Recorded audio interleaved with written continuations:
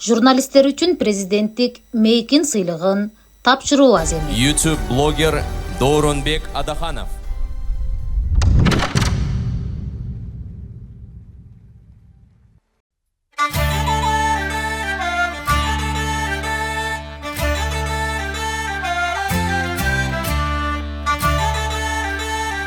Иш-чараны өткөрүш үчүн бүгүндөн даярдык баштап, мына Рахат эжебиз баш болуп, Кудай буйрса, келиңиз оз дейли. Бисмилла. Эртең иш-чара жакшы өтсүн, э?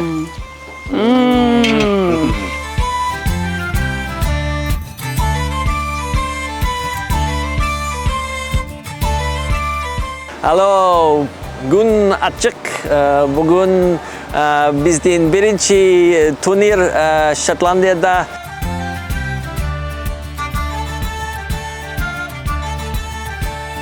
Şu dünyadagi eng түндүк жерде Шотландияда өткөрүлүп атат.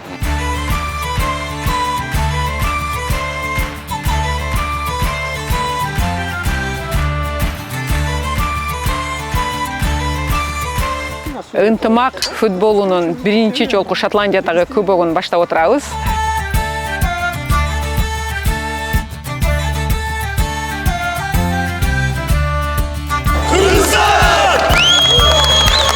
Өзүң мекендештериң менен чогулсаң, сонун экен да булчу. Кыргызстанга бир келгенде эле ощущение болуп калдык баягы. Орта Азия өлкөмүндөгү элдерди чогултканга аракет кылганбыз. Алардын ичинен Казакстандын, Өзбекстандын жана биздин Кыргызстандын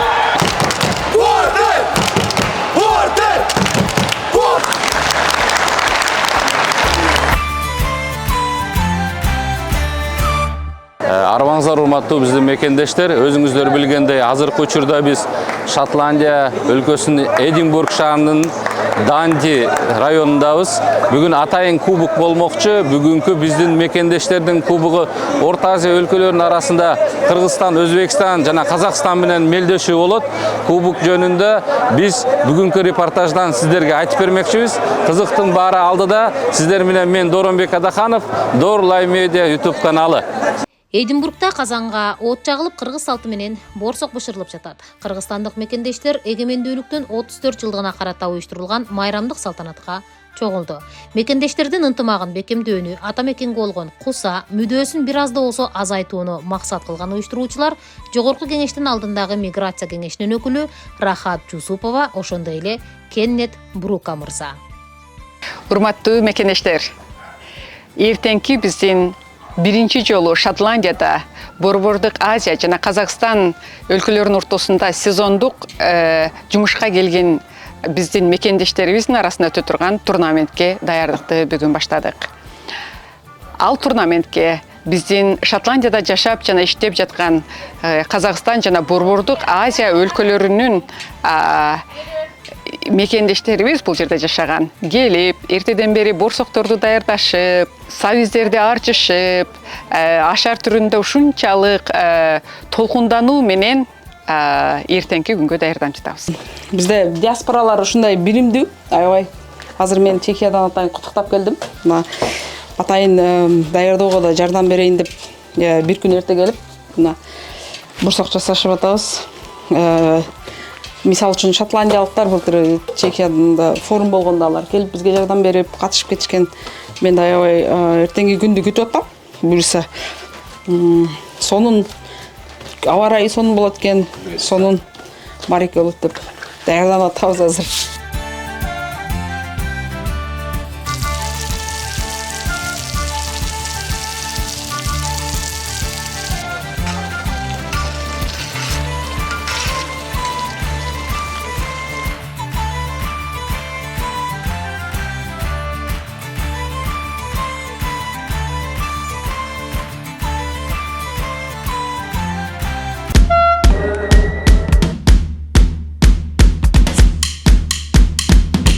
Биринчи жолу Шотландияда Борбордук Азия өлкөлөрүнөн мезгилдик жумушка барган мигранттар арасында футболдук мелдеш уюштурулду.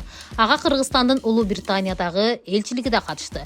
300гө жакын адам катышкан иш-чарада медайым футболчулардын ден соолугун көзөмөлдөп турду.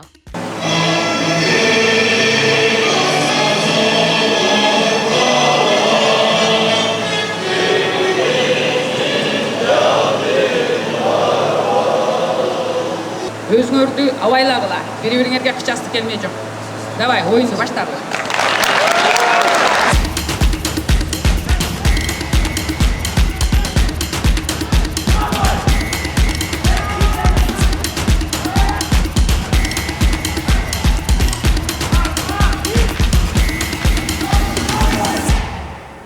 Бул абдан чоң иш-чара болуп атат. 300 жакындай биздин кыргыз жарандарыбыз могу сезонный работаларда, фермаларда иштеген Шотландиядан, башка Улуу Британиянын бурчтарынан келишти ушу футбол турнирге. Биздин Кыргызстан эгемендүүлүгүнүн күнүнө арналган иш-чара.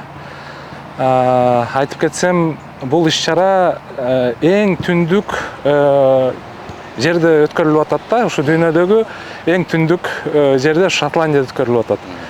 Мына азыр ушу күндөрү биз деген кыргызстандыктар ар бир мамлекеттерде өткөрүп атабыз, ар бир ошо окшош иш-чараларды. Бирок ушуну айтып кетсем, эң түндүк. Эң түндүк.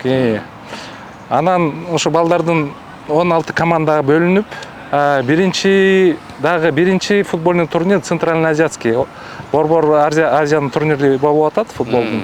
Таджикстан, Өзбекстан, Казакстандагы командалар катышып атат. 16 команда жалпысы. Анан 300 жакындай биздин жарандарыбыз. Буюрса жакшы, уюштуруу тобуна дагы чоң рахмат. Ушу жакшы организация кылып берип, мына көп тиги биякта поле, биякта ичинде поле, тиякта да бир поледа бүт ойноп атышат. Жакшы, эми айтып кетсем дагы мына сезонный рабочийлерди Кыргызстан азыр былтыр 10 миңден ашык биздин жарандарыбыз ушул жака келишти, иштеп кетишти. Ушул жылы андан да көп болот. 15-17 миңге чейин жетет го. Бул абдан жакшы. Анткени 5-6 айга келишет. Бияктан иштеп, кичине тыйын тыпыр табып, жаңы тажрыйба алып, жаңы технологияларды, жаңы көз караш ушу айыл чарба тарабынан. Анан ушуну кайра келип, ушу өндүрүп атышат да кээ бирөө. Анан жакшы дагы өзүлөрүнүн үй бүлөлөрүнө жакшы салым берип атышат. Кыргызстанга дагы жакшы экономика тармагынан жакшы салым болуп атат да.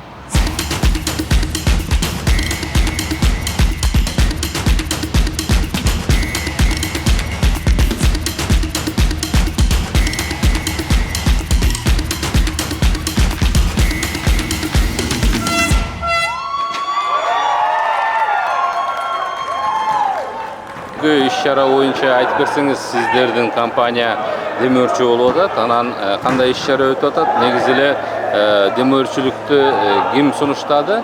Анан канча ушундай биздин иш-чараларды колдоп турасыздар? Эми силерге чоң рахмат. Силер ушундай конок болуп келип туруп атасыңар. Биз болсо Шотландиянын диаспоранын жетекчиси Рахат эже биз менен байланышкан. Анан биз менен сүйлөшүп, ушундай бизде максат бар эле. Шотландияда именно биздин кыргыз мекендештер сезонный жумушка келет, именно айыл чарба жумушка келет. Ошолорго бир социальный проект кылып, бирдеме уюштурганга, аракет кылганга жардам бересиңерби деп. Анан Рахат эже айтып кетти, биздин элчилигибиз Улуу Британиядагы колдойт экен. Чогуу бирдеме кылып, бир кооперейшн кылалы деп.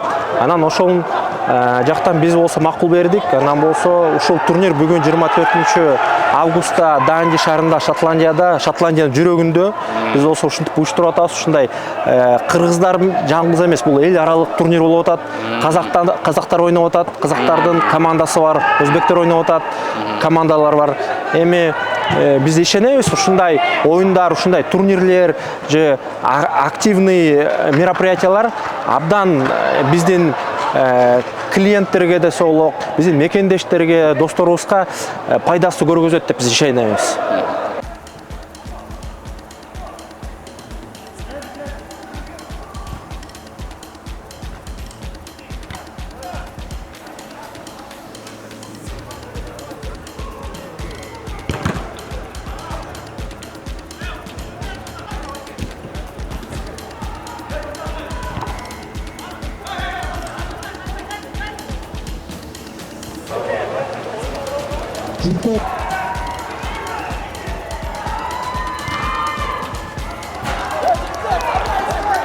Мен Чехияда турам, Прага шаарында. Азыр Шотландияга атайын чакыруу менен келдим. Биз да мекендештерибиз менен ушундай иш-чараларды уюштуруп жүрөбүз Чехияда. Ошондон бул жака конок катарында биздин Чехиядагы мекендештерибиздин атынан келдим.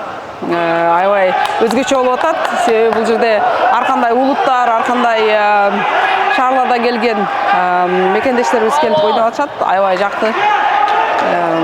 Токумдануу менен көрүп атат. Жерден 6 ай ичинде иштеген мекендештердин бул биригүүсү деп айтсак болот. Себеби бул жерде 6 айда көп ары бери чыгыша албайт экен. Көп болсо Эдинбургту көрөт, Лондонго бир барат.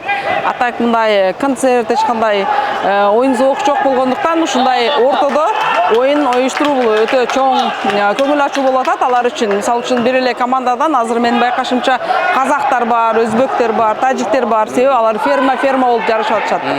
Арасында бир-экөө румындарды да байкап калдым. Себеби командада жетпей калган үчүн алар бирге иштеген кесиптештерин чогуу ала келишиптир. Өтө сонун чоң майрам мындайча айткандачы. Аябай мага жакты.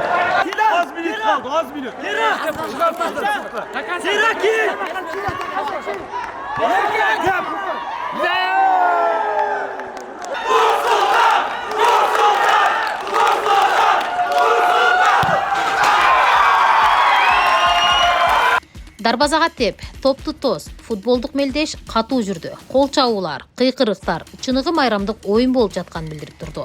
Мындай футболдук мелдешти сагынган кыргыз эли Эдинбургдагы стадионго жыктолду. Жалпысынан 16 тайпалык топ катышып, 3 топ жеңишке жетти.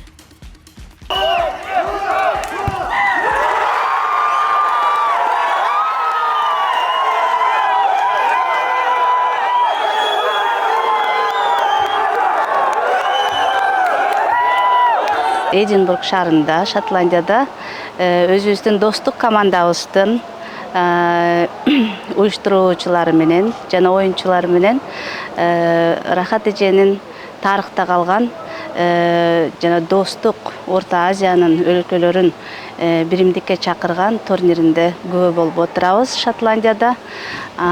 Биз деген Рахат эжеге, Нурдин мырзага өтө көп деген ыраазычылыкты айткыбыз келет.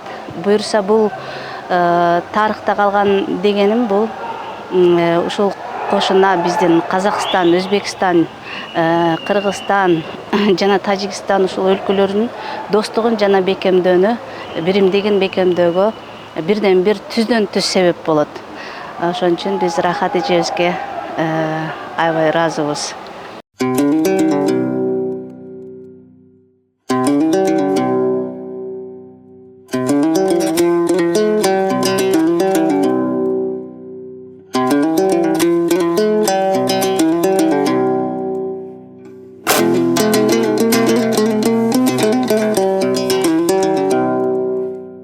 Биз азыр биздин оюнчуларыбызга оюндун түшкү тамагына атайын Самаркандтан келген биздин 5 жылдыздуу ресторанды башкарып жүргөн Ферус самаркандский плов даярдап жаткан мезгиле.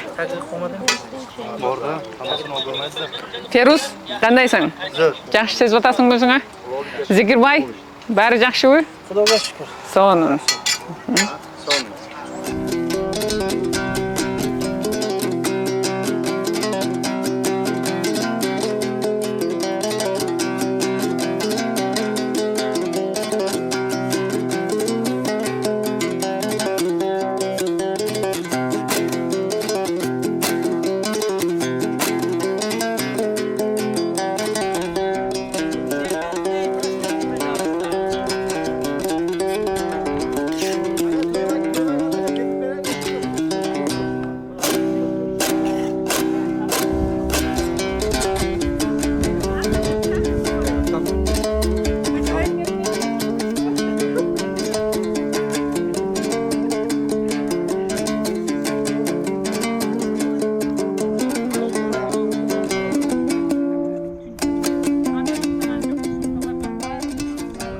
Бүгүнкү оюн сонун өтүп атат.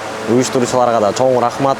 ушунчалык Кыргызстанда чогулбаган адамдар ушу чет өлкөдөн келип баарыбыз уюшуп бир ынтымакта болуп чогулганыбыз үчүн бул бир муштумдай болуп кыргыз эли кандай десем даңазалаган үчүн өзүндачы башка жердечи бир сонун болду бул күнчү.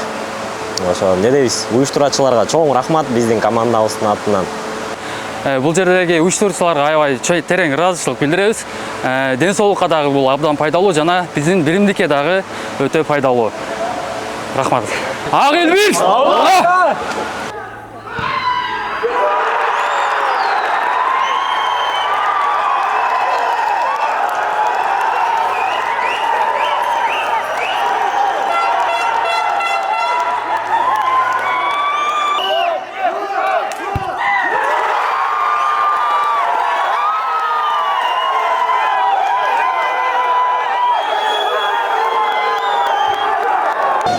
Ana gelip versene ikinci orundan.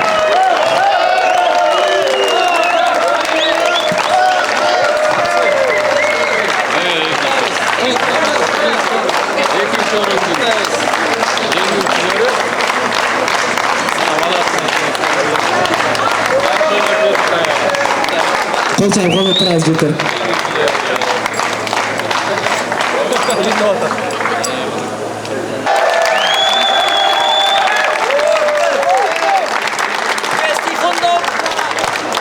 Braveheart komandasının kapitanı gelip versinler.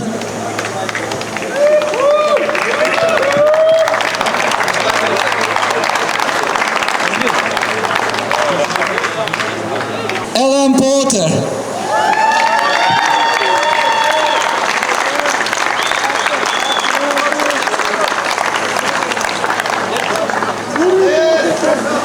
Black Cat side team.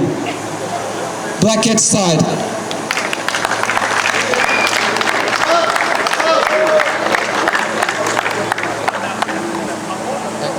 Ana bugünkü gündün jеңүүчүлөрү бардыбыз колдоп коебуз. Castleton Farm. Бардыбыз келебиз жигиттер, медалдарды алып кетебиз.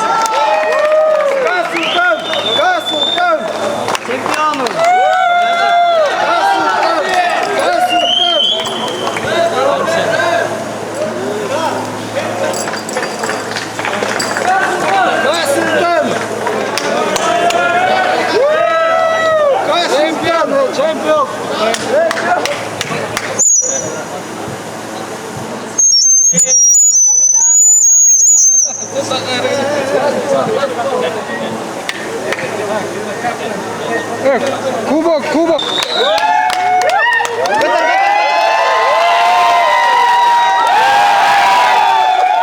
Биринчиден кандай өттү деп эми азыр өткөндөн кийин сүйлөшүп атабыз, бардыгын узатып коюп.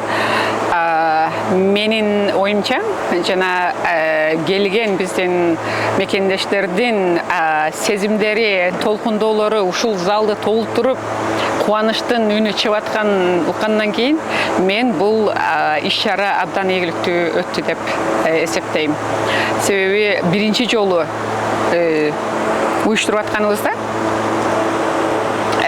биз абдан толкундандык. 3 ай мурда биз ушул иш-чараны өткөрсөк, бул иш-чараны биз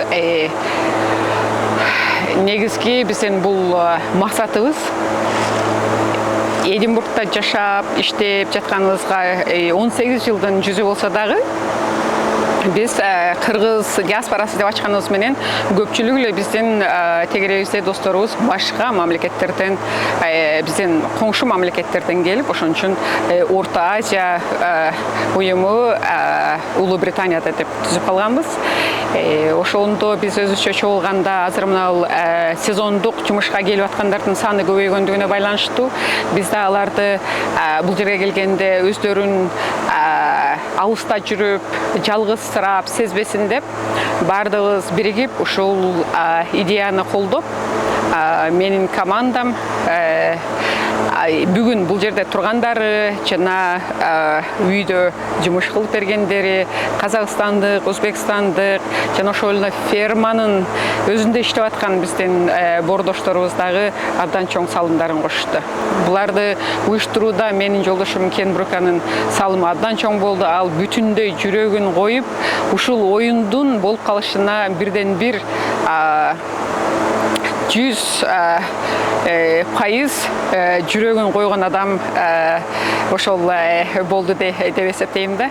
Себеби бүт командаларды түзүп, бардыгы ойдогудай болуп, биринчи уюштуруп атканда ойдогудай болуп өтүш үчүн абдан көп кыжалачылыктар болот экен. Фермадан келе алышпай калабы, ошол көптөгөн изилдөөлөрдү жүргүзүп, сүйлөшүүлөрдү жүргүзүп атып, ушул максатка жеттик. Буга өзүбүз эле кыргыз комьюнити же болсо Борбордук Азияда комьюнити жетти десек, бул туура эмес болуп калат.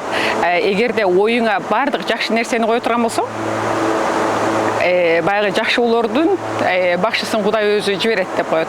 Ошондой ойлордо турганыбызда Paysent компаниясынын Касым Асымбеков менен жолугушуу болуп калды. Анан идеябызды айтсак, ал колдойм деди. Анын ишенишин, колдоосун, ушундай жаркыраган залды, тамак ашты уюштуруп берүүгө өзүнүн салымын кошту. Ал дагы бизге негизги спонсор болуп берди. Жана ошондой эле ошол нерселерди аткарыш үчүн бизге легал тараптан да жардам берген болгондуктан биздин Лондондогу Кыргызстандын элчилиги бирден бир бизге чоң көмөгүн берип, биз силердин аркаңарда турабыз деген каттарын, колдоолорун көрсөтүп, ал тургай бүгүн атайы биздин ушул оюнга мекендештер менен жолугушууга келип, жолугушуп кетишти. Биздин элчибиз өзүнүн жылуу сөздөрүн айтып, ошондой эле консул дагы иш үстүндө эле оюн үстүндө бир канча суроолоруна жооп берип алды деп эсептейбиз да. Биз негизи уюштурган нерсе бул жерде алыстагы жакындары бар экенин деген идеянын бирден бир түрү. Алыстагы жакындары биз болуп атабыз да, ошол сезондук работага, жумушка келгендердин. Алыстагылар бул жака алыска келгенде эмне кылышат? Келишет, эч ким жоктурбайбы деп, эки жакты көрбөстөн акча жасайлы деп кетип калат. Биз аларга мындан ары буга чейин деле көмөктөрүбүздү көрсөтүп келебиз. Мисалы үчүн паспортторун жоготуп ишет, аларды сурап таап беришке аракет кылабыз. Бирөө жарым жакындары өтүп кетет, же болбосо ооруп калдык дейт, кетебиз дейт. Аларга кеңештерибизди биз эч кандай немеси жок эле төлөм албастан эле биз жүрөгүбүз менен колдоо көрсөтүп келебиз. Ал социалдык эле поддержка көрсөтпөстөн эмоционалдык, маданияттык да поддержкаларды көрсөтөлү дедик да. Эми жакында Кудай буйрса биздин KG Central Asian UK деген инстаграмыбыз баракчабыздан көптөгөн информацияларды, кайсыл жака барса болот, бекер музейлер бар, шаарларды каяка барып көрүп келсе болот. Ошолордун бардыгын информациялар менен бөлүшүп, анча-мынча түшүнбөгөн суроолорун, биздин колубуздан келген суроолорун ошол инстаграм баракчасы аркылуу дагы жиберип туралы деген негизги максатыбыз. Биздин мекендештердин келген көпчүлүгү эле жаш. Бул биздин Кыргызстандын келечеги келип атат. Биздин келечегибизге биздин коом, уюм жөн эле футбол уюштуруу деген бул негизинен биздин мекендештердин башын бириктирүү да. Ошонун бириктирүү менен биз алардын келечеги үчүн да кам көрүп жатабыз деп эсептесек болот. Ошол келечеги үчүн кам көрүүгө биздин спонсорлордун салымы, биздин команданын, ошондой эле ал тургай биздин жакын досторубуз келип, тикесинен тике туруп, машина менен кээ бир фермалар өздөрү сүйлөшө алган машиналар менен таңгамал саат 6-да келип алып кетип атышты. Анан биздин дагы диаспораларыбыз бар Лондондогу, алар активдүү түрдө эки диаспорабыз өздөрүнүн командасы менен келип, чоң бизге поддержка көрсөттү. Ошону менен бирге эле биздин чет мамлекеттеги, Европадагы мекендештерибиз дагы өздөрүнүн салымдарын абдан чоң кошушту. айрыкча Прагадан келген Гази Бабаярова эжекебиз алдагы футболго абдан кызыгат. Бул кызыгат деген жөн эле кызыгуу эмес, ал Баткендин чегарасындагы аял заттарынын көңүлдөрүн көтөрүп, спортко кызыгуусун ашырыш үчүн 2019 жылдан бери ийгиликтүү футбол турнаментин өткөрүп келет. Аны биздин бүт чет мамлекеттеги досторубуз аны колдойбуз. Дагы Кудай буйрса ошентип бардыгыбыз бири-бирибизди колдоп, Европа, Америка, Улуу Британия болуп, Кыргызстан үчүн, Кыргызстандын келечеги үчүн жакшы нерселерди уюштуруп, Кыргызстаныбызга көптөгөн жакшылыктарды ошол биздин келечектерибиз алып барса деген ниетте эле уюштурган эмебиз.